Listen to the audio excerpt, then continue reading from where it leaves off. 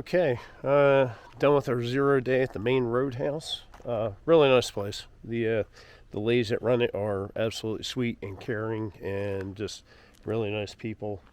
Unfortunately, last night we had some partiers down there in the common room that were, staying up a little late, having a good time. But you know how it is. I mean, stuff like that happens when you're in a bunkhouse. Yeah, but not too bad. Had a good time here. Just waiting on breakfast, and then about 8 o'clock is when I'll do a shuttle back to the trailhead. And I would love to do another 0. I gotta go. Gotta get moving. Got a box coming in to Caratunk on the 16th, so I should hit there just about the right time that the box does. So it could turn out to be some good timing. Got 4 days worth of food. These guys here at the bunkhouse have got the resupply. Unlike the store in town, really, it doesn't have shit. But these guys here have a good resupply, to include green belly meals, which, if you haven't tried them, they're just like a block. It's like a big bar, anywhere between 6 and 650 calories per serving. So I grabbed 4 of those for lunch. I do have some other lunch options, but I figure they can be versatile. Either I can have them for lunch or breakfast or whatever. A lot of calories in a small amount of weight, so I was happy to pick some of those up. And next stop is going to be Caratunk.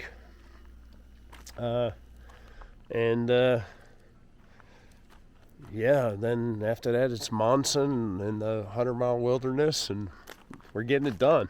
Today we've got the Bigelows. Could be a long day. Depending what time I get out to the trailhead and everything, could be a long day. We'll see. But yeah, knock those out. And those are like the last mountains before what's in the 100-mile wilderness.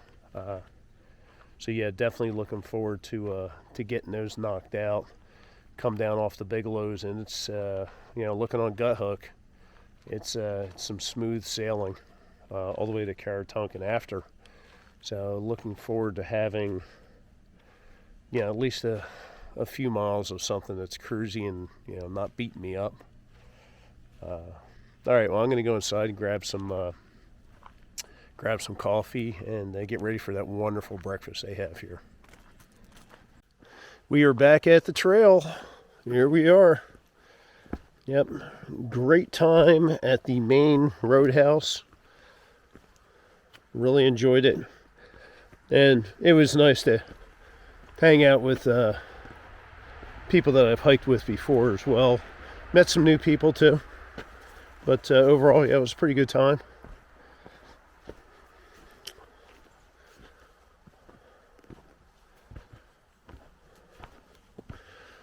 So on to the Bigelows. And like the last big mountains that we've got to take care of. Whew.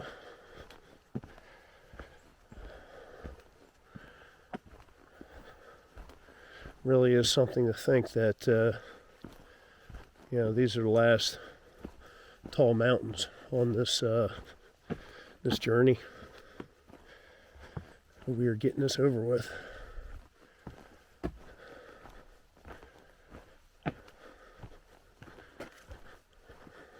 So anyway, if you're around Stratton, Maine, highly recommend the main roadhouse.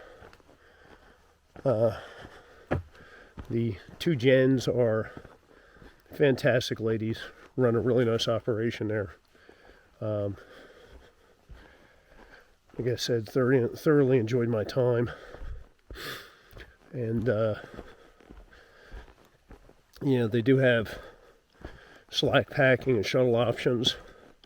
So even if you just want to come out and hike the mountains out here, like over a weekend, they can slack pack in, shuttle you in, whatever else you need. and they've got a good resupply there. Well, I also got a fuel canister, but it was like $73. But I got 4 of those green belly meals, and they can be a little expensive. So hell, that's probably almost $40 just for those 4. But I think they're worth it. But yeah, I was able to get my resupply needs met, and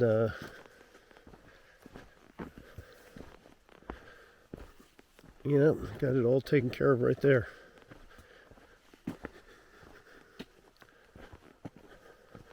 Supposed to rain today. I think less than 40% chance this morning, but it goes up to, I think, like 75 or 80% chance in the afternoon. So we're going to get rained on sooner or later.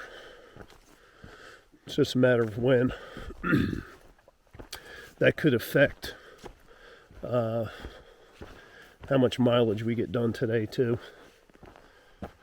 Because if need be, I'll hole up in a shelter or lean to, whatever. Try and wait it out some. Or just call it quits there. No reason to be out here suffering if you don't have to.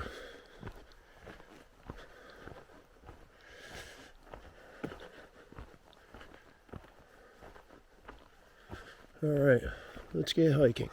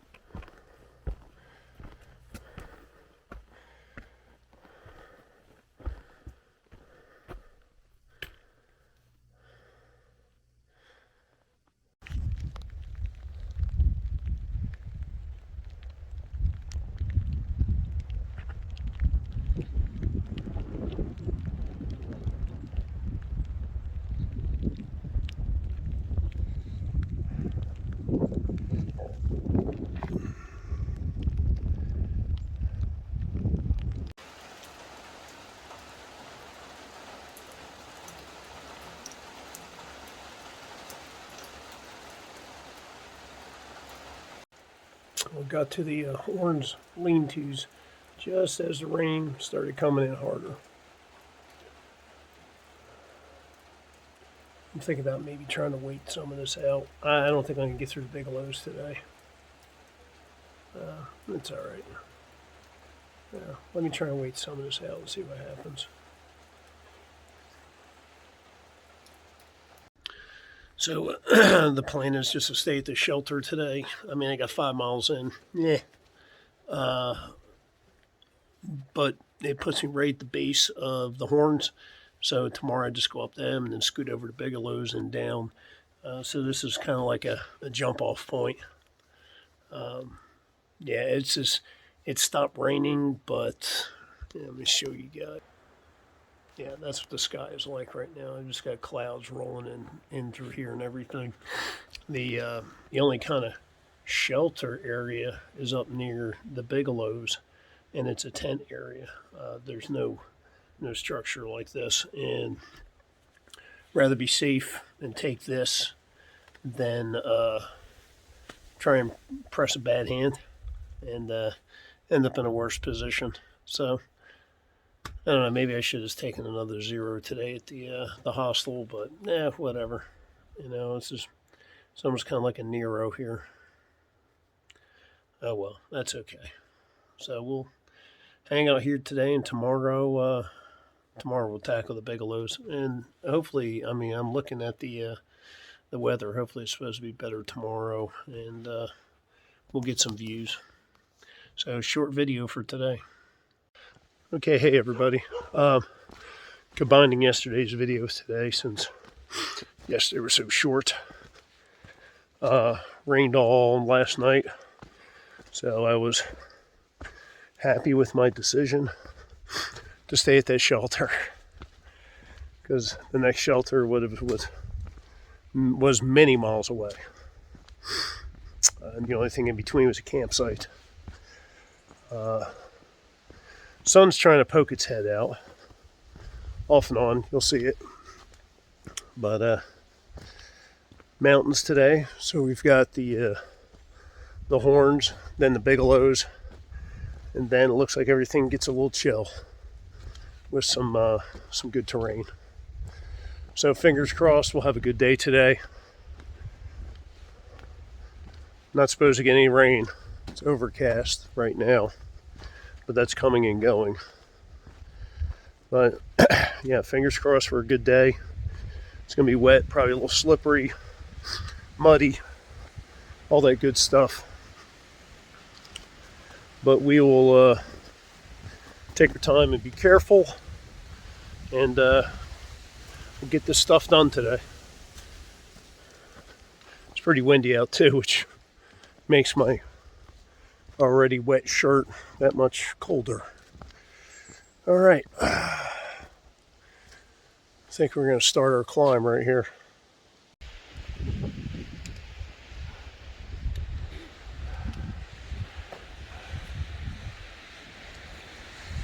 That's it.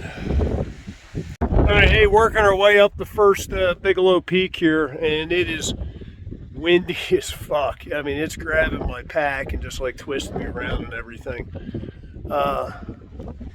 Fog's coming in and out the entire time. Sun's trying to poke through. It's pretty freaking sporty right now. So let me show you where we're going. That's it right there. But it's all exposed, like I said, really windy. You can hear it. All right, we'll get cracking.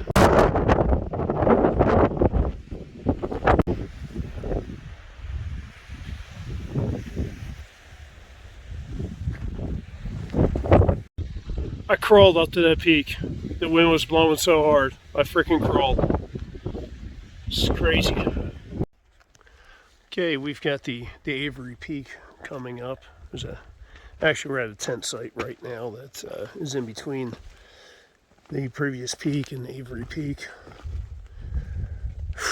Shit. That got a little hairy up there. You know, fortunately, I was busy trying to hold on and not to get blown over. Those gusts were unbelievably hard. Yeah, I had to crawl in some spots. I had to stay as low to the ground as possible because this pack is just, catching the wind and throwing you. And the gusts were coming from both sides. So you couldn't just lean one way, because next thing you know, you get a gust from the other side and you're leaning with it. Yeah, it was pretty bad. But yeah, that last, 20, 30 feet, yep, I freaking crawled that. Because honestly, if it blew real hard, I would have gone off the top of that rock there. Off the peak, busting my booty. There's the old like a forest warden's hut. Oops, let me actually show it to you instead of staring at or putting a camera at the trees. Sorry, I'm not that good with my phone when it comes to filming.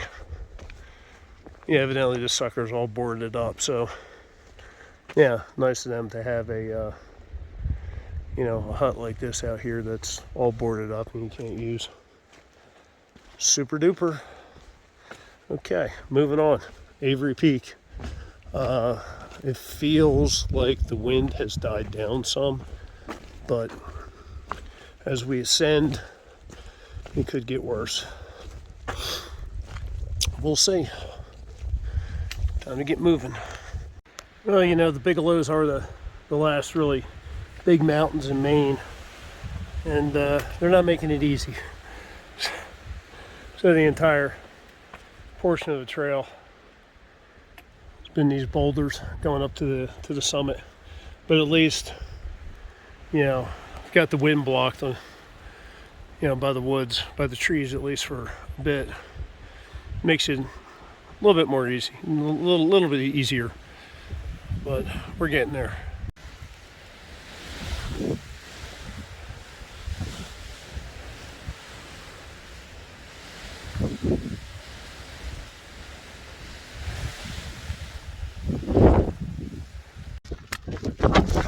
There's no bullshit here. Take a break between the gusts to move.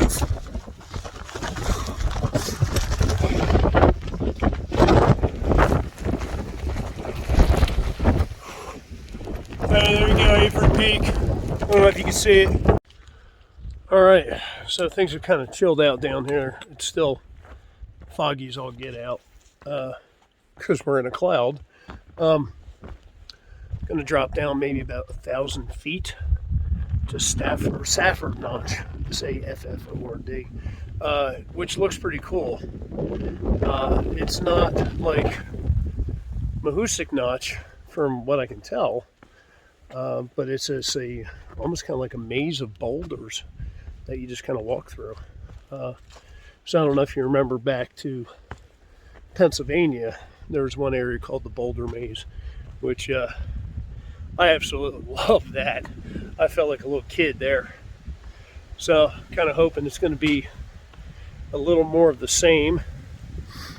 Gut Hook describes it as a bunch of house-size boulders with caves to explore and stuff like that. So that's coming up soon, but yeah, we got to get down 1,000 feet though. So what'll happen is we'll go down, we'll hit that, go for a little bit, then we got to climb up to Little Bigelow. That's the last one, man. That's the last Bigelow. Next mountains are going to be in the 100-mile wilderness, which I call the 100-acre woods. So it's going to be kind of flat and cruisy, somewhat flat and cruisy. New England flat and cruisy. Until then, maybe we can finally get some respectable miles in. Something a little bit better than a 14. Maybe actually get up to like a 20. That would be so nice, because and a lot of us have talked about that, is that we just feel like we're not like doing our best, or all of a sudden we suck because our mileage has dropped off so much since New Hampshire. I mean, even in Vermont, you're able to pound out some good miles. But yeah, it's like as soon as you put your big toe in New Hampshire, your stuff drops off the board. Especially once you get to the first climb there with Moosilauke. Everything after that is just slow going. All right, let me put this up. I'll probably stop for lunch in a little bit, and we'll talk some more.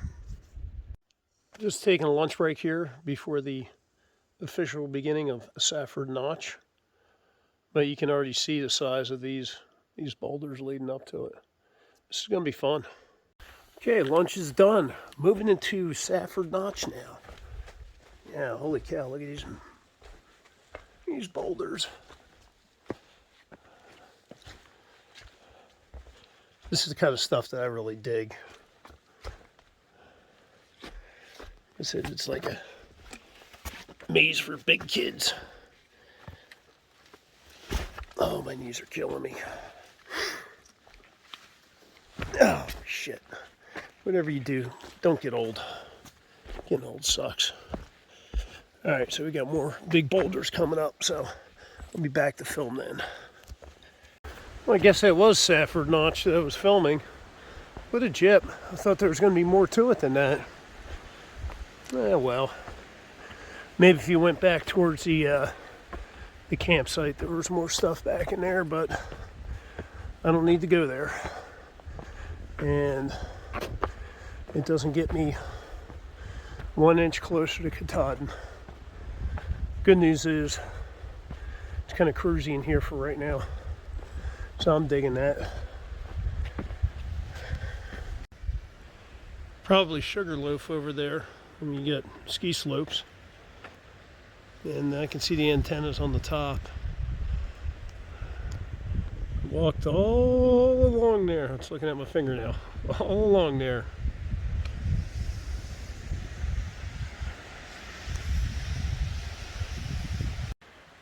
And like that, we are done with the Bigelows. It's the last big mountain range in Maine. Got some stuff in the 100-mile wilderness, but that's it. We're done with that. Okay, everybody. It was about a 13-mile day.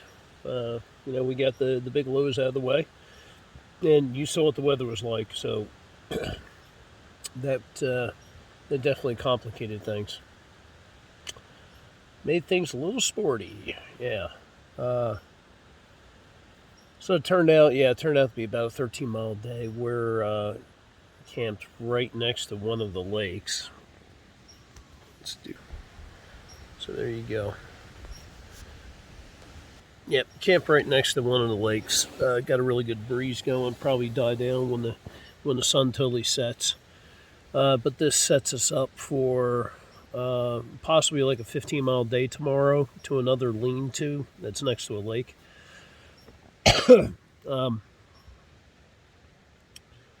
That's very doable. Just looking at the terrain between here and there, it's only like 2,200 feet of elevation. And our only climbs that I saw are one, the hill behind us, and then you go down, then you go up another one. Some mountain, I forget the name of it, Bald Mountain or something maybe. But it's not steep. And the rest of the rest of elevation, everything is just kind of drawn out over the rest of the miles. So I think that's very doable. I think we can shoot for 15. That will put us very close to Caratunk, and not tomorrow, but the day after on Friday, a short walk into town. I've got a box there, or I will have a box to pick up. Think about possibly doing a Nero there. I will see. There's a couple options for that. But yeah, I could possibly do a Nero while I'm there. And, instead of getting my box and hiking out. And this way I can at least, wash my clothes and all that stuff, because I will have been on trail here for a few days. So yeah, I can get stuff cleaned up. Still looking for a barbershop. I'd like to get a haircut.